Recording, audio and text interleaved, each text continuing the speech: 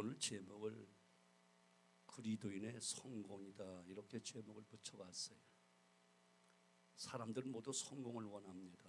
그러면 성공은 도대체 무엇인가?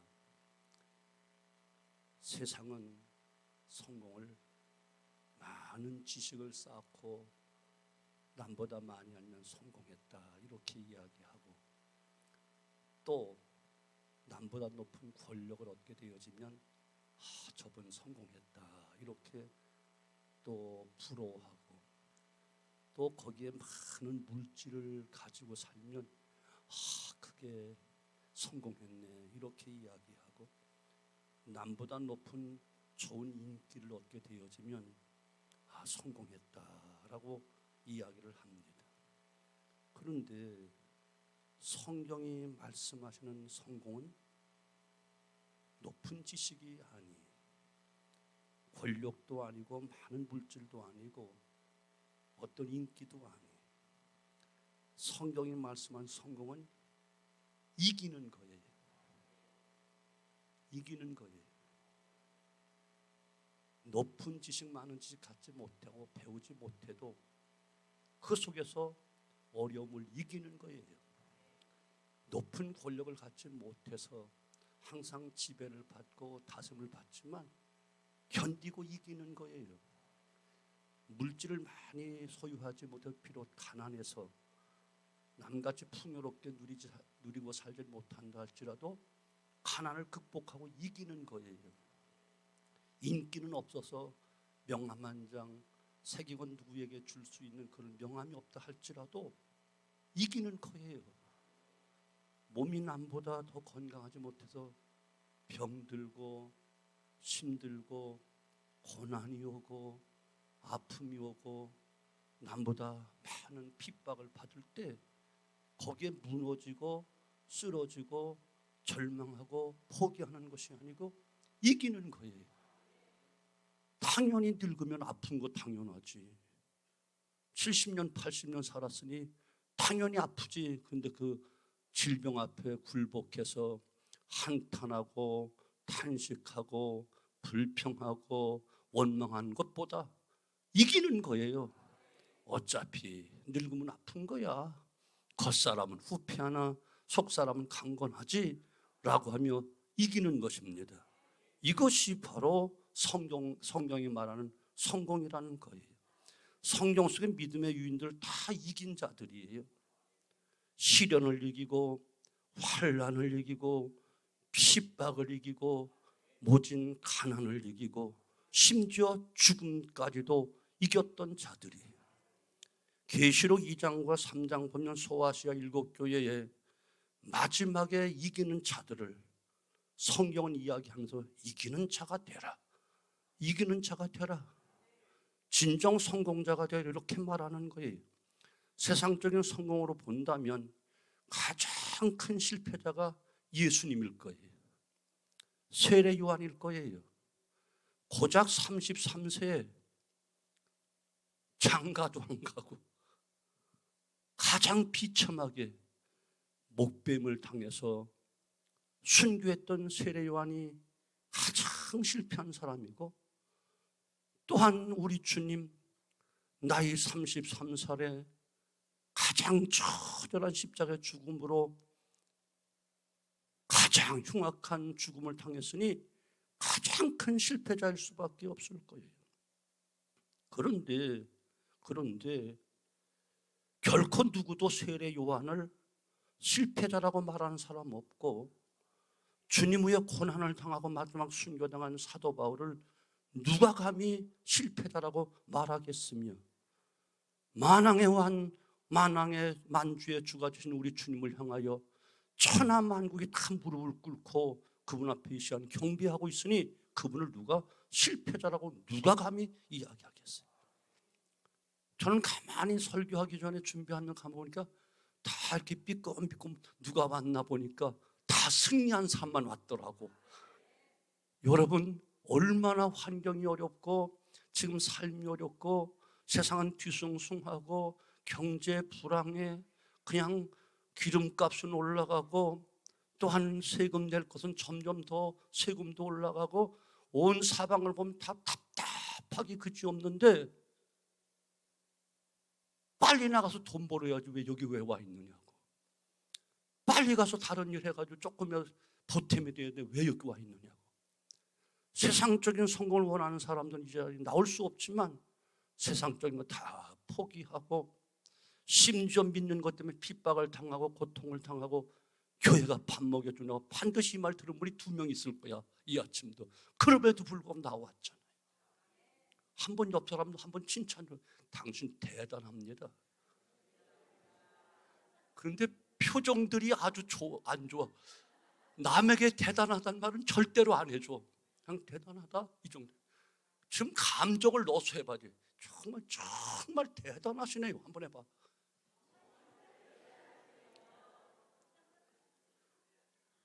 주님도 죄와 허물로 죽었던 우리를 살려주시고 독생자를 죽이는 엄청난 범죄한 우리들을 향해서 사제은총과 함께 내 포배로운 백성이다, 내가 지극히 사랑한단다, 이렇게 사랑을, 하나님은 우리에게 사랑을 고백하시면서 아주 감격해 하시는데 우리는 옆에 있는 성도 이긴 자는데 같이 이겼어. 같이 이긴 거니까 시샘하지 말고 한번 진심으로 한번 해봐봐. 시작.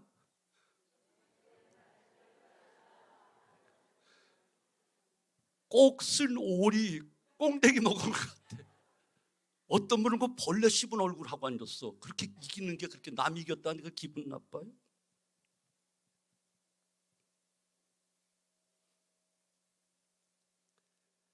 2000년 전 바다 위에서 갑자기 풍랑을 만납니다. 주님의 제자들도 엄청난 위기를 맞이합니다. 조금 전만 해도 보리떡 작은 물고기 2마리 5,000명을 먹인 놀라운 기적을 통해서, 이야, 주님이 왕만 된다면, 주님만 따른다면 팔자가 구자로 바뀌어지겠구나, 아주 큰 기대를 가지고 신이 나 있었는데 주님이 빨리 건너편을 건너가라 재촉해서 거기 건너가면 더 큰 기적이 있을 줄 알고 불이 나게 건너갔는데 주님은 산에 기도하러 가시고 갑자기 갈릴리 바다에 풍랑이 일어버리고 도저히 감당 못할 그런 풍랑이 오는 거예요. 큰 위기를 만난 거예요.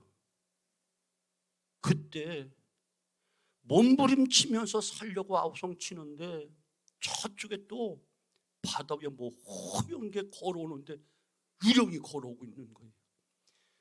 유령이다라고 하는 아우성을 치는데 거기에서 들려오는 소리가, 내니 두려워하지 말라. 주님의 음성이 들리는 거예요. 안심하라, 내니 두려워하지 말라. 이 음성을 들을 때 어디선지 몰라도 풍랑을 압도하는 용기가 생겨나게 된 거예요. 그 용기는 풍랑 위 바다 위를 걸을 수 있는 놀라운 능력, 용기를 갖게 된 겁니다. 사랑하는 성도 여러분, 오늘 여러분 혹시 큰 환난과 시련, 감당치 못할 아픔과 고통 속에 있나요? 여러분 지금까지 살아오면서 그런 삶 한두 번씩 다 견뎠을 것이고 지금도 감당하지 못할 아픔과 슬픔, 괴로움 속에 있을 수도 있어요. 저도 목회 40년 하면서 정말 내 생에 잊을 수 없고 정말 내 생에 자다가도 깜짝 놀랄 만한 2사건이 있었는데 하나만 이야기할게요. 하나는 나중에 할게요. 한 10년 지난 다음에, 그때 살아있으면. 96년 2월 24일 그토록 12주년까지 기도하고 소원했던 성전 건축이 시작되는 첫 삽을 뗐어. 물론 다 빚으로 하는 거지만 그래도 좋았어. 빚도 능력이니까. 96년 10월 18일 드디어 이 예배당이 아름답게 건축돼서 입당 예배를 드렸어요. 그러면서 공사하면서 옆에 우리 주차장 저쪽에 정원 옆에 거기 국방부 땅이 494평인데 그 중에 30평은 우리 땅에 건축할 때 자재를 쌓아놨대서 수의계약으로 30평은 사고 464평이 남아있는데 그 땅이 국방부 땅이야. 그 땅을 우리가 사야지만 넓게 주차장을 정원을 만들어 쓸 수가 있는 거예요. 그런데 공사하고 지금도 빚더미 속에 있는데 20억이 훨씬 넘는데 11월 10일 날 3군 사령부에서 공개 입찰 공고가 나온 거예요. 수많은 그랜저 고급 승용차들이 의정부 시안에 1억 6,200만 원 한선으로 입찰되는 땅이 있다 하니까 막 우리 공사하다 보니까 맨날 와서 둘러보는 거예요. 우리는 성도들에게 저 땅이 우리가 꼭 사야지만 편리하다, 기도하라 하면서 매일같이 텃밭 땄듯 밟듯이 그냥 우리 늙은 권사님들 맨날 와서 이 땅 주세요, 이 땅 주세요 맨날 그렇게 했다고. 근데 공개 입찰 96년 11월 10일 새벽 2시경에 하나님께 저를 깨우시면서 예레미야 33장 3절 감동을 주시는 거예요. 예레미야 33장 3절 너는 내게 부르짖으라 내가 내게 응답하겠고 내가 알지만 그거 비밀한 일을 보여주리라. 피곤한데 2시경에 깨서 이게 무엇이요 하나님? 왜 이 말씀을 주시는 것이지요? 예레미야 33장 3절 그리고 말씀을 암송하고 막 이렇게 도저히 안 되겠어서 교회로 올라와서 기도하는데 예레미야 33장 3절 3억 3,300을 쓰라는가 보다. 우리 땅이니까 좀 아멘을 하든지 너무 신기해서 가만히 있는 거야. 괜찮아 어차피 지나가는 거니까. 드디어 3억 3,300을 쓰라고 용인까지 가는 안수 집사님 한 분하고 장로님 2분을 보내면서 절대로 누구에게 얘기하지 말아라. 성령의 특별한 감동이 없는 이상 3억 3,300을 써라. 저는 그날 오후 2시에 일산에서 노예 행사가 있어서 가진 못하고 그렇게 시켰어요. 2시쯤 지나서 어떻게 됐느냐 그랬더니 아무렇게도 안 될 것 같아요. 옆에 있는 교회가 3억 7,500을 썼다는 것 같아요. 내가 그럼 미혹을 받은 건가? 아닐 거야. 아마 빚지고 교회 지니까 나를 편하게 해주려고 그러나? 그런데 찝찝하잖아요. 기도했는데 그 결론이 났어요? 결정된 거예요? 아니 아직 안 나요. 그럼 왜 얘기해요? 깜짝 놀랐잖아요. 조금 더 기다려보세요. 한 20분 후에 목사님 우리가 됐어요. 별로 기뻐도 안 해. 하여튼 여러분이 앉았는 자리라니까. 주차장 차 대놨다니까. 그거 안 썼으면 주차비 내야 돼 지금. 저쪽에서 3억 3천을 쓰고 그런 3억 3,300 차이로 우리가 됐습니다. 물론 내가 좀 멍청했지. 33장 3절이면 3억 3천 30만 원 써야 되는데 300을 써서 좀 손해는 봤어. 나도 교인들한테 회개했다니까 잘못했다고. 자, 얼마나 좋았겠어요. 물론 뭐 다 빚이지. 다 빚으로 해야 되는데 그 기쁨도 제 가시기 전 2달 한 20일 참 2달도 한 달 20일경 97년 1월 1일 0시 IMF가 빵 터져버리고 말았어요. 모든 금융계 다 다쳤어요. 금리가 팍 올라가서 20%까지 올라갔어요. 감당이 안 되는 거예요. 한 달에 3천만 원씩 이자가 팍팍 늘어나는데 5개월 전 1억 5천이 늘어나. 이자를 주기 위해서 돈을 또 빌려야 돼. 돈 빌릴 데도 없지만 계속 산더미처럼 늘어나는데 잠이 안 와. 잠도 안 오고 입맛도 없고 차라리 이대로 죽었으면 싶겠다 그런 마음까지 들어갔어. 절망이지. 그런데 기운이 쭉 빠지고 잠을 못 자서 일주일 내내 잠 못 자서 헛소리가 다 나오더라. 근데 수원에서 목회하는 동생처럼 여기는 목사가 자주 전화해서 할 때인데 전화가 왔어. 그 기운이 하나도 형 왜 그래? 아 몰라 나 기운 없어. 아 형 왜 그래? 정신 차려. 형 주특기 있잖아. 내 주특기가 뭐가 있니? 기도 있잖아. 정신이 퍼뜩 나는 거예요. 그렇지. 기도가 있는데 바로 무릎 꿇고 하나님 살려주세요. 기적으로 하나님 은혜로 교회 건축하고 입당 예배까지 드렸고 또 기적으로 저 땅 샀는데 이게 또 무슨 일입니까? 라고 했더니만 별미작전이다. 하나님 그러죠. 근데 별미를 좋아해. 나 별미 좀 사줘. 별미가 무엇입니까? 한 가정이 5만 원 헌금 더하기 운동이다. 5만 원이 안 되면 3만 원, 3만 원이면 만 원, 형편 따라 우리 다 어렵지만 다 지금 직장도 잃어버리고 생활 어렵지만 더 조금 더 별미 드리듯 하는 심정이다. 야곱도 축복받으려고 별미 준비했듯이. 그리고 각 기관장들 중직들 다 모아놓고 형편을 이야기했어. 이러저러해서 그 땅을 팔리면 되는데 팔리지 않는다. 그럼 하는 길은 이 새로 짓고 불과 서너 달도 안 된 교회 돈만 원 두고 목사님에게 홀딱 바치고 나는 물러나는 수밖에 없는데 여러분들 사랑하니까 그렇게는 안 할 줄로 믿는다.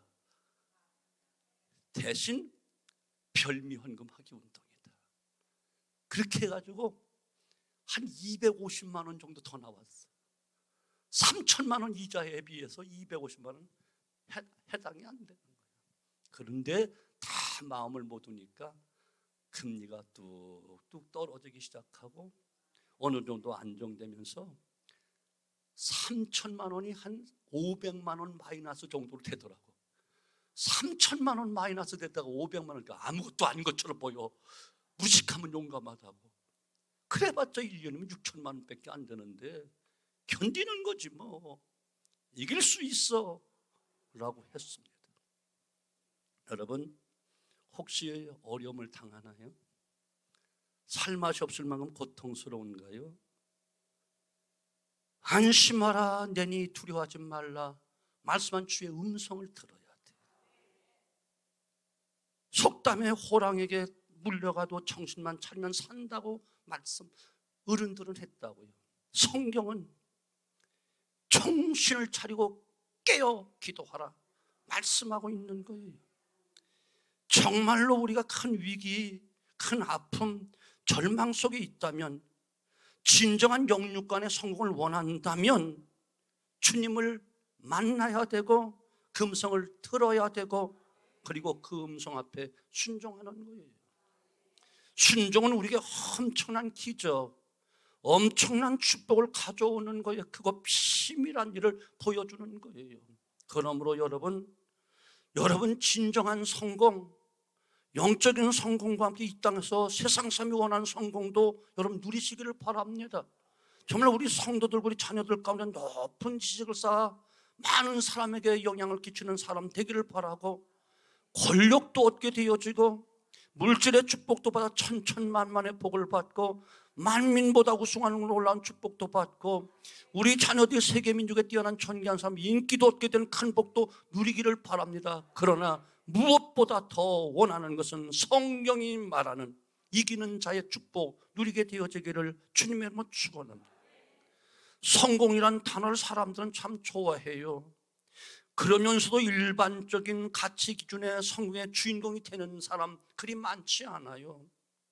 일반적으로 성공이란 이전보다 훨씬 나아졌다는 말일 것이고 또는 무엇이 풍부해서 내가 볼 때 부족함이 없을 것이라 하는 말이기도 할 거예요. 그런데 이상하게도 대부분의 사람들이 성공하셨나요? 라고 물으면요, 성공이라니요, 나는 아직 성공한 사람이 아닙니다. 대다수가 이렇게 이야기해요. 왜 이렇게 말을 할까요? 참 인생의 성공은 사람이 내는 결정이 아니기 때문에 그런 겁니다. 사람이 아무리 성공했다 큰 소리 쳐도 소용이 없어요. 하나님께 성공했다, 그분이 판결을 내려 진정한 성공이 되는 거예요. 그리고 우리가 이 땅에 머물러 있는 동안 누구도 성공했다라고 속단할 수가 없는 것은 아직도 우리의 인생 여정 다름박질 달리기는 끝나지 않았기 때문에, 마지막에 가서 이기는 자가 진짜 이기는 자고, 마지막에 만세 부른 자가 진짜 승리한 자고, 마지막에 할렐루야 하는 자가 영원한 승리자인 것을 믿으시기를 주님의 이름으로 축원합니다. 하나님께서는 우리 인생을 정말 영육간에 성공하길 원하고 계셔요. 그리고 진정한 성공은 이 땅에 있는 것이 아니고 마지막 죽음 뒤에 있는 것임을 여러분 꼭 기억하셔야 되는 거예요. 세상 사람들이 이야기하고 기대하고 바라는 그 소원, 그 성공은 다 죽음과 함께 다 끝나는 것입니다. 지식도 물질도 권세도 인기도 다 죽음과 함께 끝나는, 소멸되는 거예요. 이걸 어떻게 성공이라 말하겠습니까? 진정한 성공은 영생을 얻는 것이에요.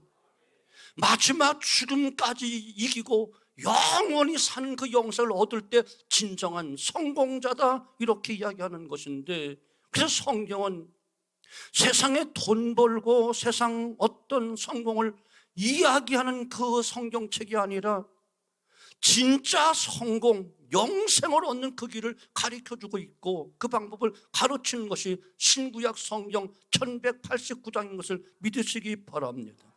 자, 그러면 진정한 성공, 참된 이기는 자는 어떻게 해야 되는가? 첫째, 좁은 문으로 들어가라. 주님이 이렇게 말씀하셔요.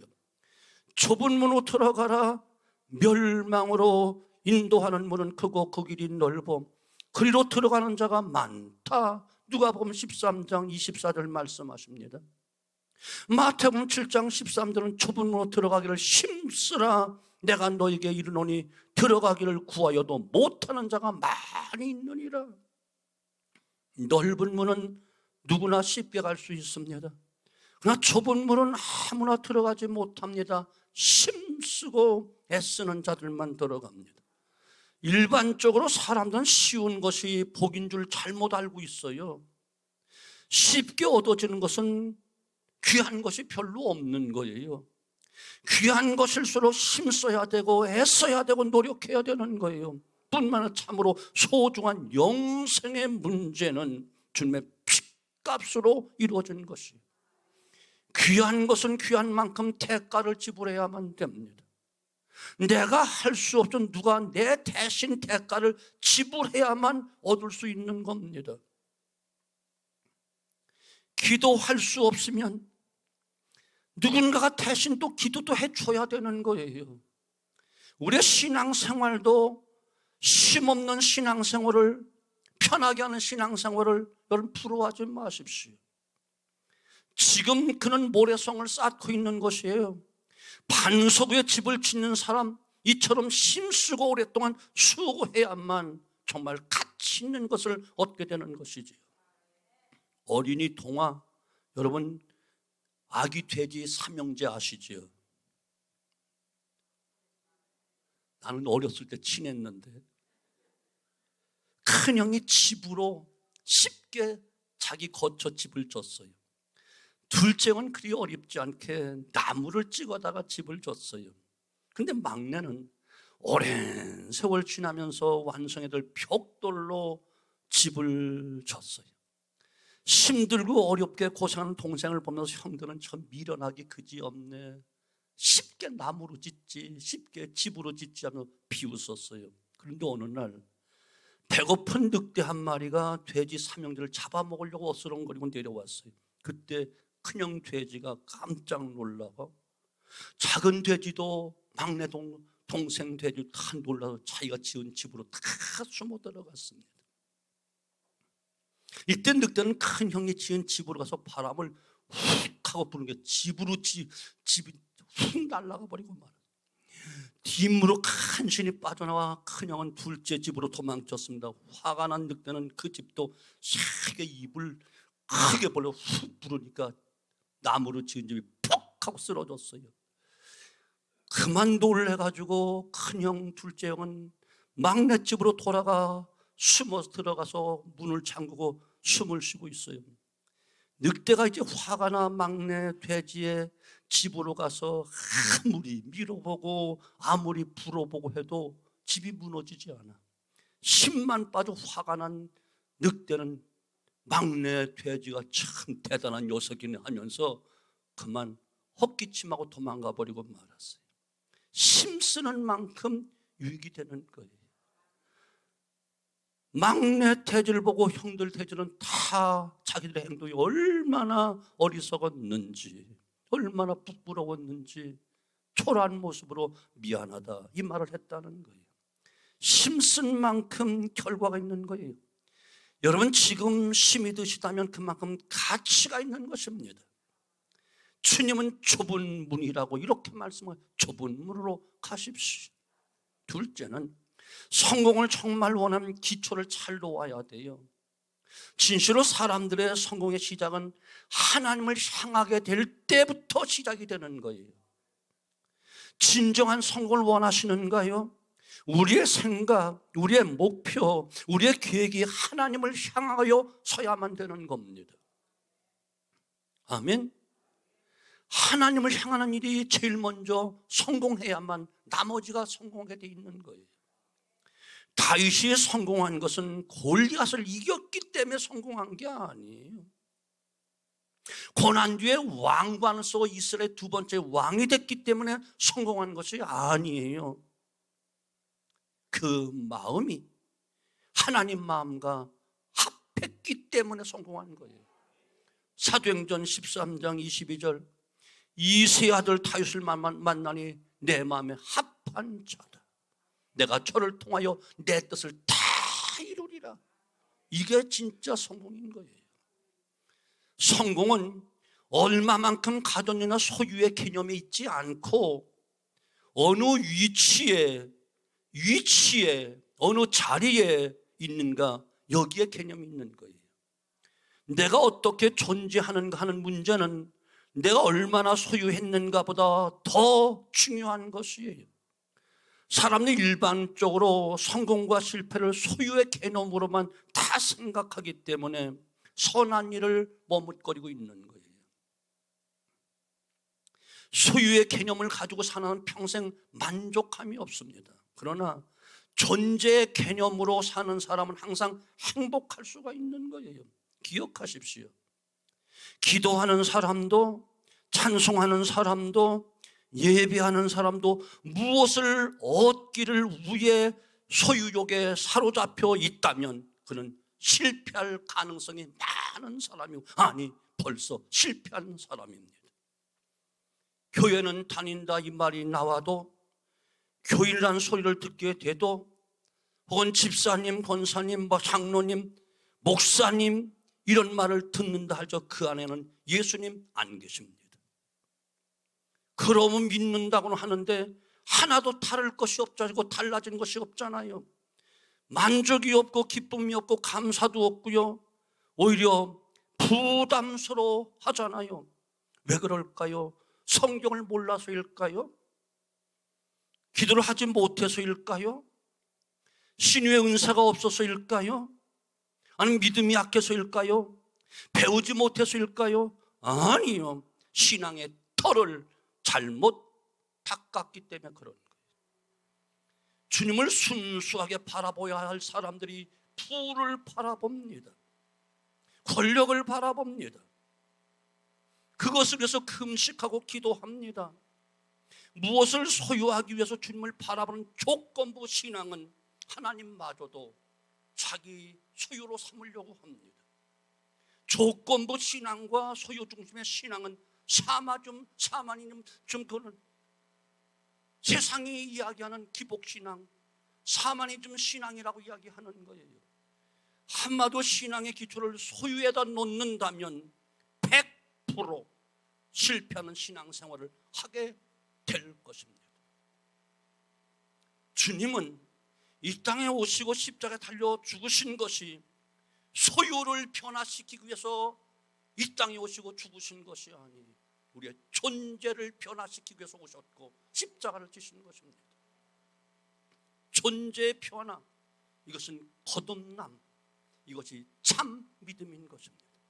이렇게 거듭난 사람은 소유의 관심이 변하여 주님의 종으로서의 존재, 하나님의 자녀됨의 존재, 주님과 함께할 수 있다는 존재에 관하여 기뻐하고 즐거워하는 것입니다. 소유욕에 사로잡혀 있던 세리장 삭개오는 주님을 만나게 됨으로 존재의 의미와 목적이 바뀌어져서 그 가치관이 완전히 다 바뀌어 변화가 됩니다. 그래서 그 결과 전에는 생명보다 귀하게 여겼던 돈을 이웃을 위해서 다 베풀게 됩니다. 베드로는 주님을 만나 나를 따라 하실 때 모든 것을 다 버려두고 주님을 쫓았다. 성경이 이렇게 말씀하고 있습니다. 그러므로 우리가 구하는 것은 당연히 주님이 가르쳐 주신 그대로 먼저 그 나라와 그 일을 구하라. 그리하면 이 모든 것 너에게 더하여 주시리라. 존재 가치, 존재 개념으로 봐야 돼. 이런 삶들이 주님을 위해서 일하는 사람들이고 주님을 위해서 죽을 수도 있는 신앙의 참편이 되는 겁니다. 세 번째는 충성인 거예요. 주님은 한 번도 성공이라는 말씀 하신 적이 없어요. 성경에도 제가 알기로는 성공이란 말이 없는 줄로 저는 알고 있어요. 제가 무식해서 못 찾았는 몰라도. 그러나 수없이 말씀되어지는 단어가 승리, 곧 충성을 이야기합니다.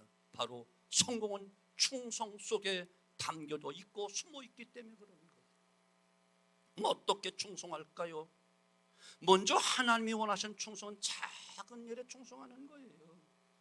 마태복음 25장 달란트 비유에서 어떤 사람이 타국에 가면서 종들을 불러 각기 재능대로 금 5달란트, 한 사람은 2달란트, 한 사람은 1달란트를 주고 가십니다. 오랜 세월이 지나서 주인이 돌아와 종들을 불러 결과를 묻고 있습니다. 5달란트와 2달란트 받은 종은 남기는 창살하여 주님께 가지고 옵니다. 그들에게 주인은 내가 작은 일에 충성하였음에 라고 하며 칭찬과 함께 상급을 줍니다. 그런데 문제는 1달란트 받은 종에게 있었어요. 그는 주인의 종됨의 가치를 생각하지 않고 존재론적 입장을 생각하기보다 소유의 관점에서 생각합니다. 누구는 5달란트 주고 나는 하나밖에 안 주네. 무시를 당한 것만 같은 그런 생각이 들어옵니다. 그는 주인을 위해서 일하려는 마음을 아예 갖지도 않았습니다. 그는 주인이 오기까지 아무런 수고도 하지 않았습니다. 주인이 오셨지만 내놓을 것이라는 주인에게 받은 그것밖에 없었습니다. 주인의 말씀은 무섭게 다가옵니다. 진노의 음성이었습니다. 책망의 음성이었습니다. 이 무익한 종을 바깥 어두운 데 내어 쫓아라. 거기서 슬피 울며 이를 갈미 있으리라. 소유의 신앙은 실패합니다. 내어 쫓김을 받습니다. 소유의 신앙은 상처를 아주 잘 받습니다. 껐득하면 시험 듭니다. 왜냐하면 소유는 비교할 때 많고 적음이 드러나기 때문에 그렇고 눈에 보이기 때문에 그렇습니다. 그래서 신앙의 안목을 소유의 개념에 놓은 사람은 항상 비교하기를 좋아합니다. 그곳에서 희노애락을 느낍니다. 그러나 존재를 귀히 여기는 종들은 어떤 상황에서도 충성하고 헌신하고 칭찬받는 신앙의 성공자가 되는 것입니다. 적은 일에도 충성할 수 있는 사람은 하나님의 자녀됨의 그 지체의 의식을 가지고 소유가 아닌 소속의 그 의미를 가지고 존재론적 신앙을 갖고 있기 때문에 승리할 수 있는 것입니다. 작은 일에. 두 번째는 하나님께서는 변함없는 충성을 원하셔요. 충성이란 편하지 말아야 충성인 것입니다. 고린도전 4장 2절 그리고 맡은 자의 구할은 충성이니라. 사람의 생각이란 변할 수 있습니다. 바뀌어질 수 있습니다. 그러나 이런 것들은 어떤 비즈니스, 곧 사업의 문제에서만 가능한 일들입니다.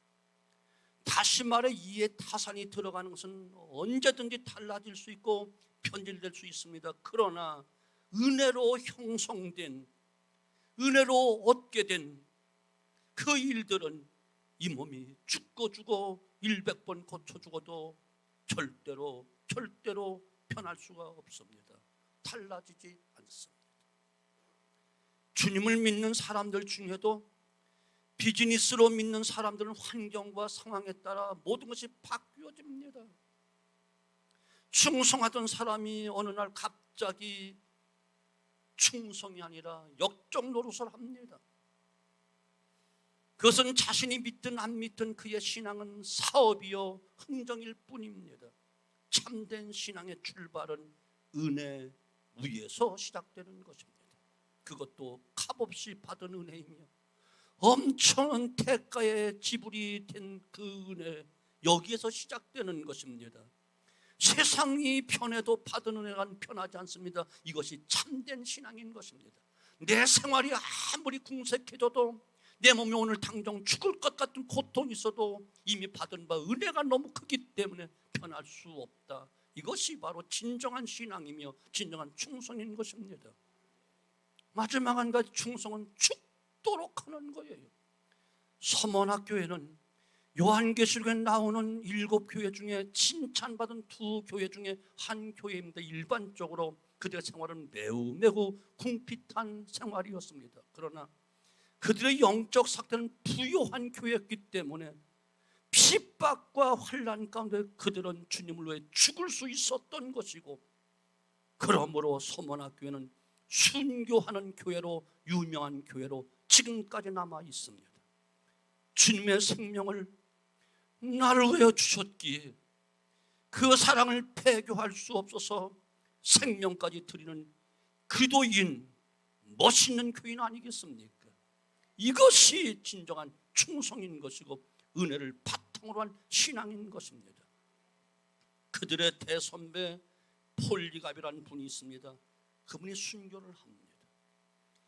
재판은 재판관 앞에 그는 말합니다. 86년간이나 내가 그를 섬겼으나 그분은 한 번도 나를 모른다. 나를 괴롭게 한 일이 없다. 어떻게 나를 구원한 나의 왕을 내가 모른다 하겠느냐? 그분 어떻게 모독할 수 있겠느냐? 재판관이 위협합니다. 내게는 맹수가 있다.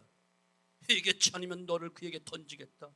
이 말을 들은 폴리갑은 맹수를 끌어오라.